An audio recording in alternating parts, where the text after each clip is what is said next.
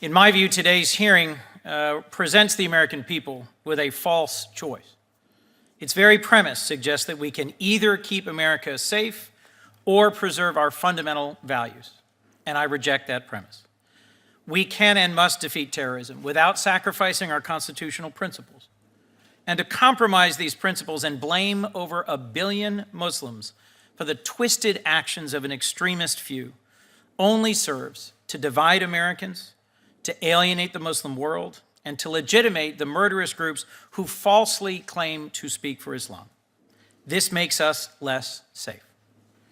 To truly tackle and destroy the extremist ideologies that lead fanatics to do us harm, we will be best defended by maintaining our values of openness, tolerance, and religious freedom. We cannot fight radicalization with further radicalization. As we hold today's hearing, the country is still trying to make sense of a tragic attack in Orlando. 16 days ago, a man entered the Pulse nightclub armed with dangerous weapons and massacred 49 innocent people, injuring 50 more, leaving our nation and world shaken. These acts of violence are sadly all too familiar and leave us asking why this Congress refuses to take simple actions to prevent them. The particular form of violent pathology Omar Mateen undertook will continue to be the subject of scrutiny in days and weeks to come, but there are a few base facts I want to assert. First, as a nation, we are not at war with the religion of Islam. A deranged murderer's invocation of Islam was a hollow attempt to justify his rampage by cloaking it in the legitimacy of religion. Second, we know that ISIS is trying to falsely characterize the United States and our allies as being at war with Islam. And ISIS is trying to characterize itself as the legitimate heir of the Prophet Muhammad. ISIS is not Islamic. It is a perverted misinterpretation of one of the world's great religions.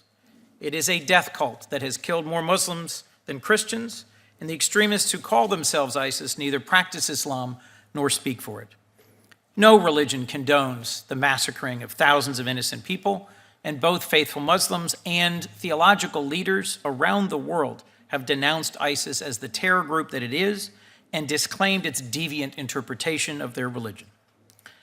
As you raise the concern or question about whether President Obama and his administration are committed to combating and defeating ISIS, let me briefly recount that the president has also condemned the threat of ISIS and set about defeating it, not with debates over a few words, but with decisive action. The United States and its coalition of allied partners has carried out more than 13,000 airstrikes and killed more than 25,000 ISIS fighters and more than 120 ISIS leaders. Over the past year, ISIS has lost more than half the territory it once controlled in Iraq and nearly a quarter in Syria. The United States successfully built a 66-nation coalition to fight ISIS, and these partners, including 19 Muslim-majority states and organizations, are committed to eliminating the threat posed by ISIS and have contributed across a wide range of ways to the effort to combat ISIS in the Middle East and in Iraq and Syria and beyond. Third, there's over 1.6 billion Muslims in the world, including millions who are American citizens and are interwoven into the fabric of our nation.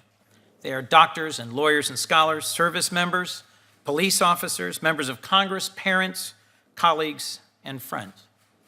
And over the last several months, I have been deeply disturbed by inflammatory rhetoric directed towards Muslims and the way this disparagement has infected our political discourse in the United States.